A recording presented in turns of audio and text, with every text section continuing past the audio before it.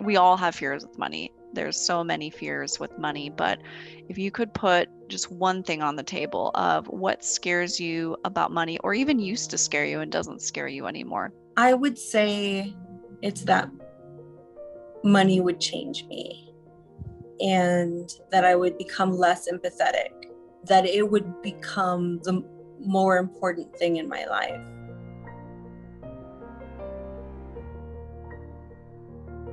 Hello, and welcome everyone to Her Money Club Stories.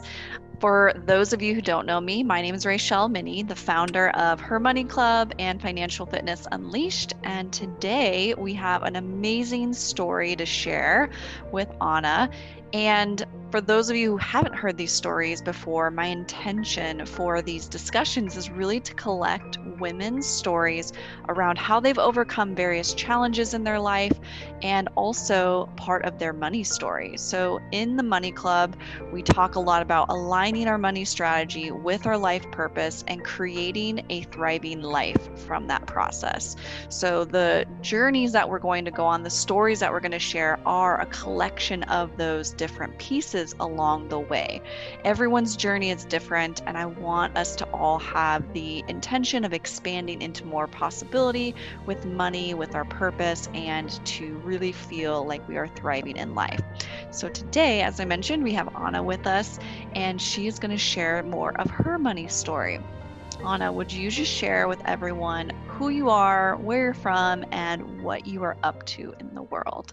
Hello, everyone. My name is Ana Manciaz. I am an Army veteran. I'm from Texas mostly, and I'm also a below knee amputee for since 2014. I went on to be a paratriathlete after that. I'm a proud employee of the VA in Denver in the prosthetics department. Beautiful, beautiful. So I want to dig in a little bit to some of your passion project that you're up to, but also before the passion project started. So tell everyone a little bit about what was going on in your mind as we started to uncover your passion project. Like what was going on in your life, what was working, not working, that kind of thing. The conversation started between Raechelle and I when I recognized that I wanted to build, financial stability in my life. And at the same time, as this kind of like a side thing, I'd spent most of my life kind of pushing against these norms, whether it was in the Army and about what a female military person would be, as well as an amputee. I encountered some really well-meaning people who I'm still wearing heels to work every day. Okay. Because honestly, that in itself is a sport. Seriously. That's what I tell people. Like, you really have to have some specific muscles to wear heels every day, especially when you're missing half of your leg. So, and people recognize that and they're really, really kind to me. And they'll, say, oh, it's great. You're still beautiful, they'll say. And I know that it's well meaning and I appreciate it, but I just know there has to be a way to communicate the appreciation from one woman to another woman in her strengths without framing it in a way that assumes that you don't already feel confident and already feel beautiful. Those were some of the discussions that Raechelle and I would have, how was your day? And I'd be like, well, this happened to me. And it's been such a great journey so far. One, to realize that I could marry those two missions together. One, creating, financial awareness and stability in my life, as well as make an attempt to communicate this idea of creating a community of women who feel confident and comfortable complimenting each other when they see something that they notice that they want to compliment. And two, doing it in a way that can really resonate with the person, that builds that with the intention, that intention is received. I love that. And what I'm hearing you describe is really, first and foremost, self compassion, right? Having enough compassion for ourselves to love ourselves enough as we are and not define it, as you had mentioned, like, oh, you're still beautiful, even though something else isn't right. And so that starts within our own dialogue in our head, but then it also transpires into the communication we have with one another, especially as women. So I want to go back to before even a little bit further, like our first couple of conversations that we had, because what I really recognized in you is this almost like desire for self-compassion, but like being stuck and not knowing how to give yourself that.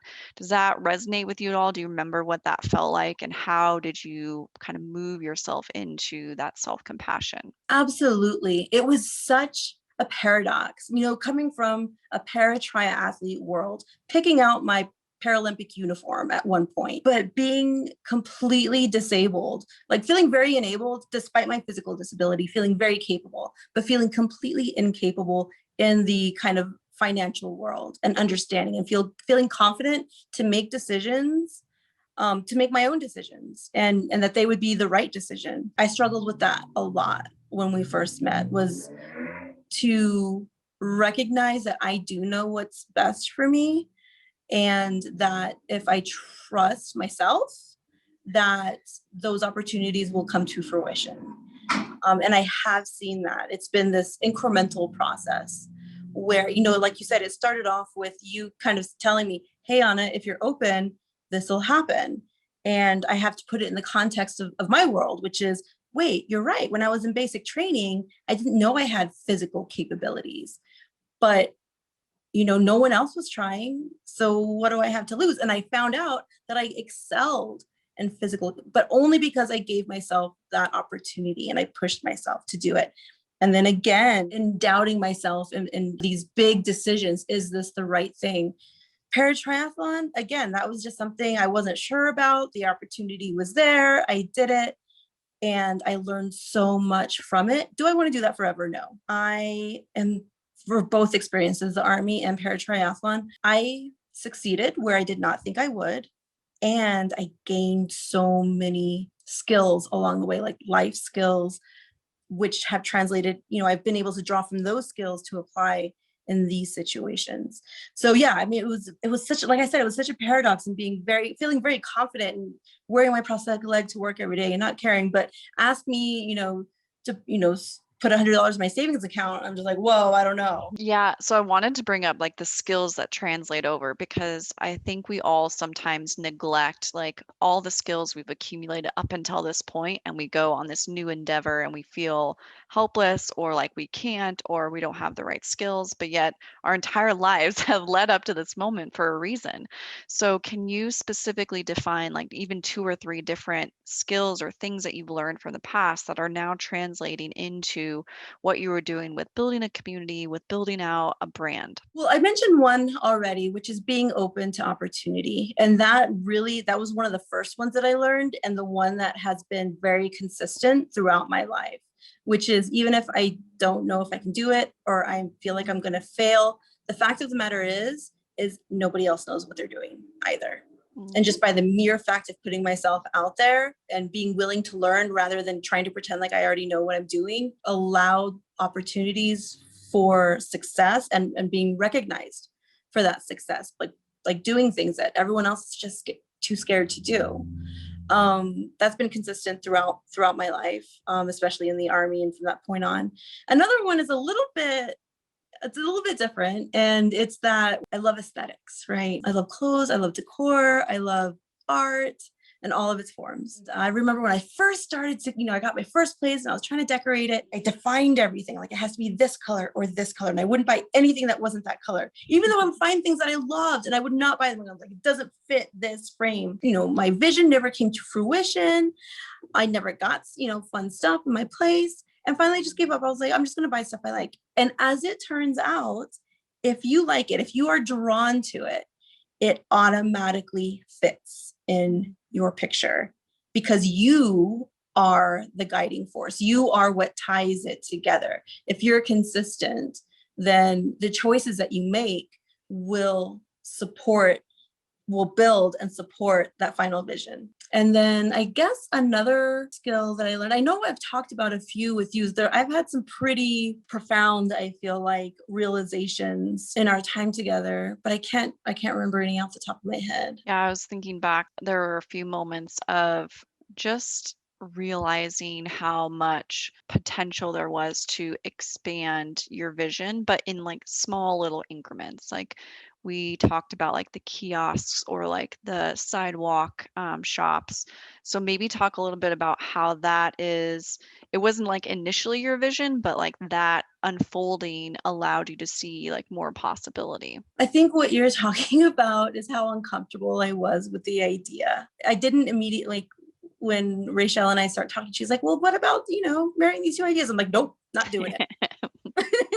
Very strong aversion, but I'm open. So, I still kind of thought about it. And then I would, let myself kind of get excited about it, but not talk about it with anybody. On a weekend, I was walking and there were like these sidewalk shops. And there was a woman who had this really cool, like handmade jewelry.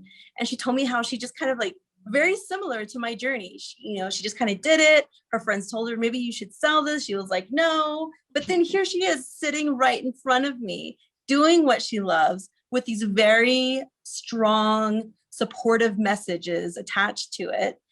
She's just like me. And so I got to talking to her, and it was my first time kind of like pitching it, like letting it outside of my heart, letting it outside of my mind. And I said, well, I was thinking about, my idea is having a shop where a collection of shoes and outfits for female women amputees, so it's kind of curated so that you already know that works with your prosthetic, because I've already tested it out and I've done so many things.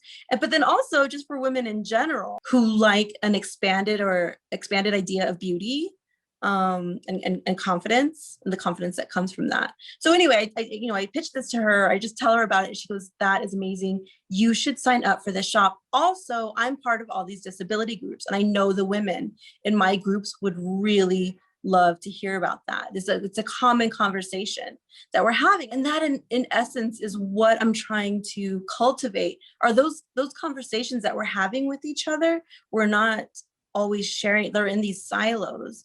And if we can start to be more comfortable talking about those things, and maybe it just start with like a really simple compliment.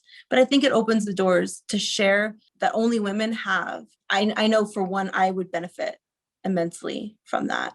And I know there's a lot of other women who would too. So anyway, I went from telling Raechelle no to, hey, maybe I can start with a sidewalk shop and see how that goes. And then from there, I can, determine what might go in an online shop. And then, but really the message being that kind of confidence to compliment.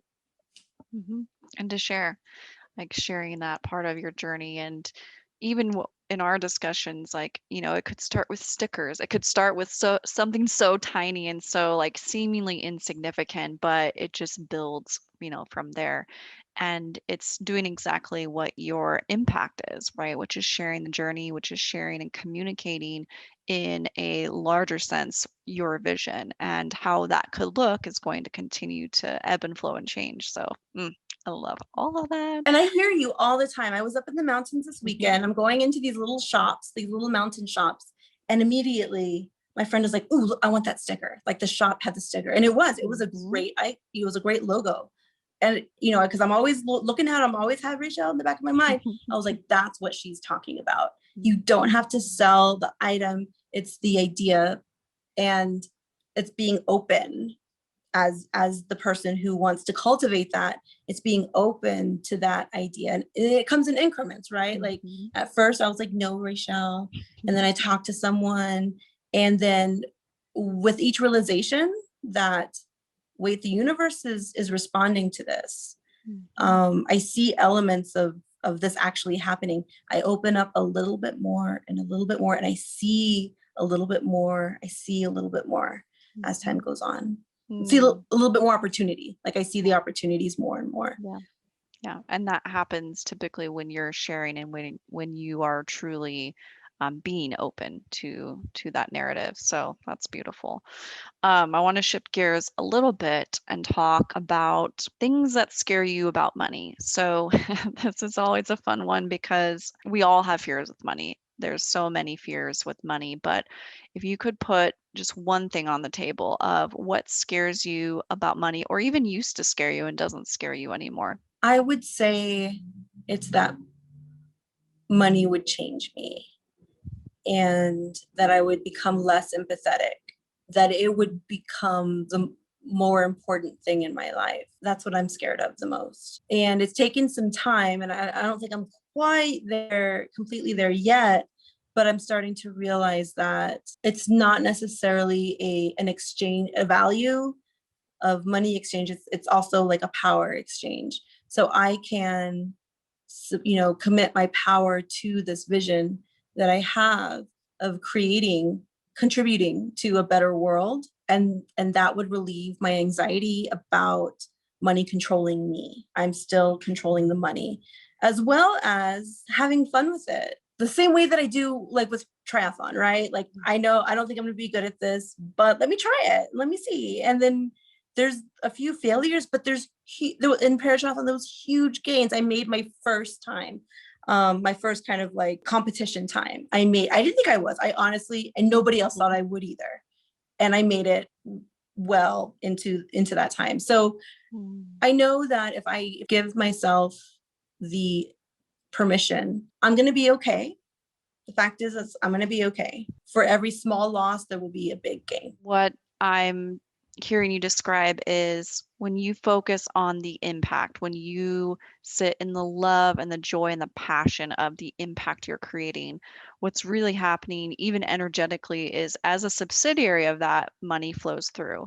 So I want to make that clear for everyone because sometimes we miss that connection of there's definitely in our society, our very masculine society, this money drive and motivation. And that's at a much lower energetic level than if we're coming at our motivations from an impact standpoint. So that's why it's so important for me to share with all of you that that's where we get to go, right? That life purpose, that passion, that love and zest for creating a thriving life for yourself and those around you is the focus. And the money strategy comes alongside of that, right? So, not to be afraid of it, not to worry about it, but allow it in. And that's kind of the next step is allowing those money opportunities to come to you because your focus is not on the money, it's on the impact specifically. So, thank you for sharing that.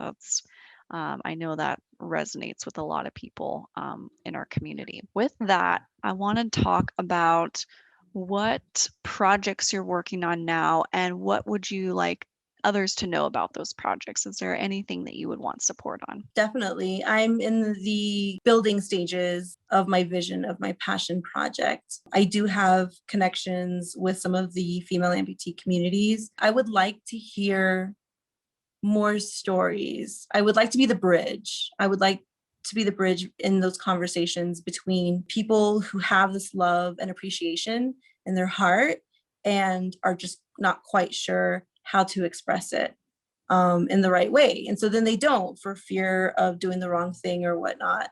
So if anyone has specific situations, if I see something I like, I have no qualms. So I don't know what it feels like on the other end to really hesitate in that way. So if anyone has any situations to share where they were able to share a compliment and it went over really well or surprisingly well, even like I didn't know how this was going to get received, but it seemed to really resonate, or one where they shared a compliment or an observation and it didn't go over so well, or they just decided not to. As well as if anyone has any guidance to offer how this project could expand or be stronger, or any skills that I might benefit from, that would be incredible. And just having a similar community of women who are all focused on one improvement, whether it's for themselves or the world around them or their families or their situation or whatever it is, and that they're doers. So if you're in this group, I already know that you're a doer and you're someone who wants to do it right. So just being part of that community right now is really, really helpful, knowing that there's other people out there like me. And I agree. I think there's a lot of women in this community that, something will spark them in reaching out to you and supporting in some way, shape, or form. So, with that, where can people connect with you? I think the best way would be either through email or through Facebook. I'm on those pretty often. It's Ana, A-N-A dot Manciaz, spelled M as in Mike, A-N as in Nancy, C as in Charlie, I-A-Z @gmail.com. I'm like the only Ana Manciaz that's missing a leg on Facebook, so you'll find me. Yeah, and she's in the Her Money Club, so you can find her in there as well easily. And I'll post at the bottom of the video the email, and then also just tag you in it so people can easily find you. And that's a wrap. So thank you so much for taking the time today and sharing your incredible story. And we're all excited to see how this journey goes for you. So thank you. Thank you.